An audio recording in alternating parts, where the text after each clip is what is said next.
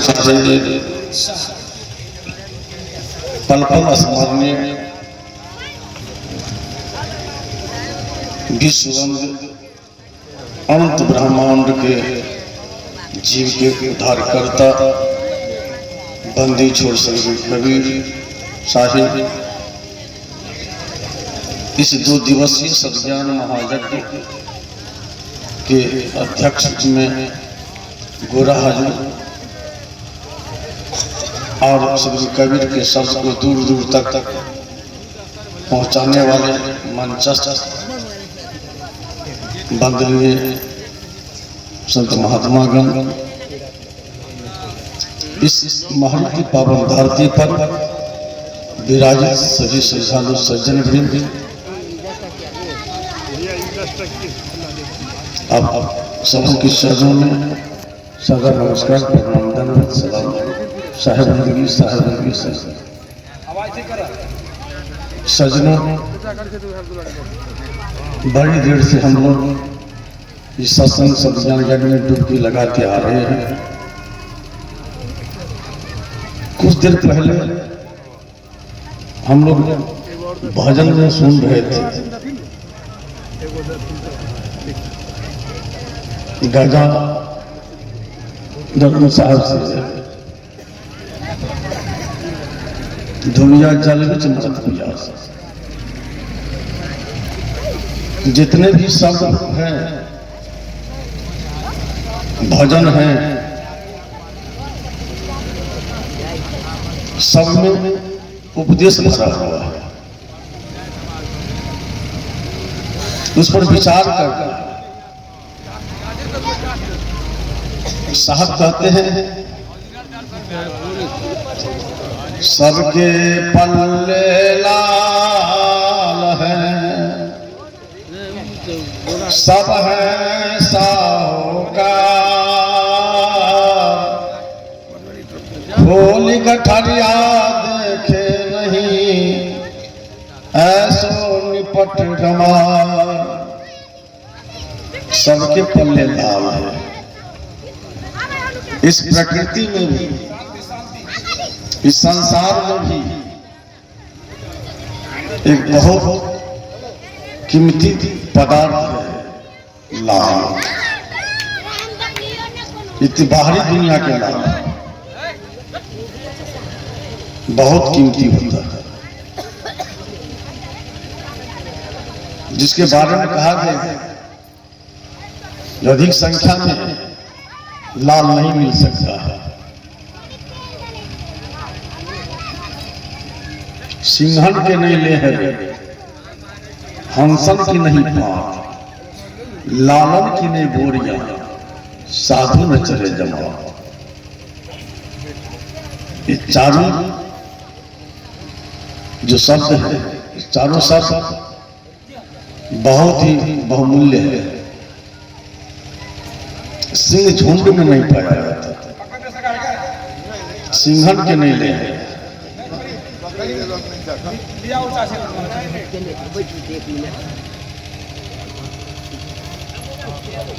हंसन की नहीं पाता।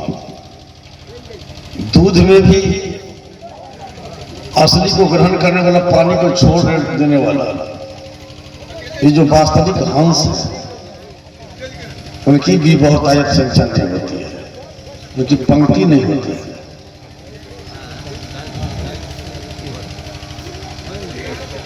लालन की नहीं बोरी, ये जो बहुमूल्य पदार्थ है लाल, बोरा में नहीं मिलेगा।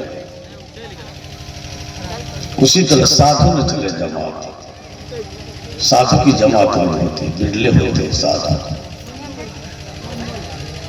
इसी कारण में कहा गया ये तो बाहरी दुनिया के लाल है,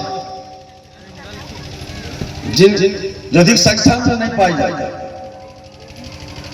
यहां लाल से तात्पर्य सद्ज्ञान से, आत्मज्ञान से, सार सबद से, नियक्षर से,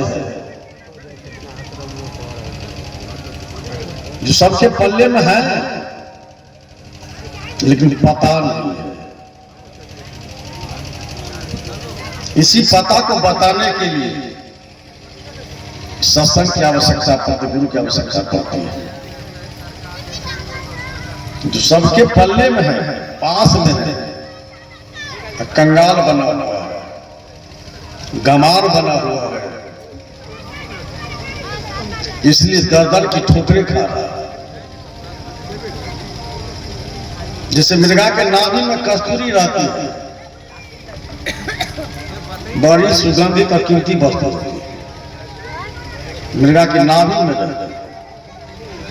मृगा को पता नहीं, वो पहाड़ में, पठार में, भूमि में, लता में, बिल में चारों तरफ टटोलते फिरते हैं, परम सुगंध कहां से है उन्हीं के पास।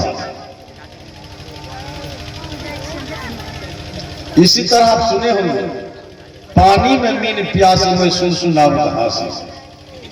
तो पानी में मछली है, आप प्यासी है, तो हंसी की बात है। धोबिया जल बीच मरद प्यासा, जल के बीच में है और प्यासे है, तो हंसी की बात है, दुख की बात है। कहने का भाव है, ये धोबिया बाहरी जगत में भी एक धोबी है जो बाहरी कपड़ा की धुलाई करते हैं, और यहां पर धोबिया से तात्पर्य है एक जीव रूपी धोबिया जो अज्ञानता में है, जो भटकाव में है, भ्रांति में है। और इसी जीव रूप में एक धर्म के ठेकेदार धोबिया है, जीव को मुक्ति के नाम पर, स्वर्ग के नाम पर, वैकुंठ के नाम पर एक बहुत बड़ा व्यवसाय खोल रखा है, और उसको अपना पता नहीं है। साथ में बिन देखे हुए देश की बात है ससुर, आपे खरी खाता है बेचत फिरे कपूर। बैठा पंडित पढ़े पुराण, आप बिन देखे का करता बखान, बिन देखी बात का बखान कर रहा है। धोबिया जल बीच मरत प्यास, जल में है, ठार है या प्यासे है, इसका मतलब उसको परिचय नहीं है, पता नहीं है, जानकारी नहीं है, या उसको तरीका नहीं जान रहे हैं कि कैसे पानी को पिया जाएगा।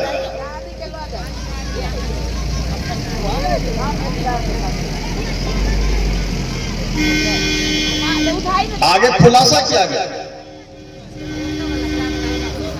अपने घट की मरम नहीं जाने, मैंने परिचय नहीं, पता नहीं अपने आप को, मैं कौन हूं, कहां से आया, कहां जाना है।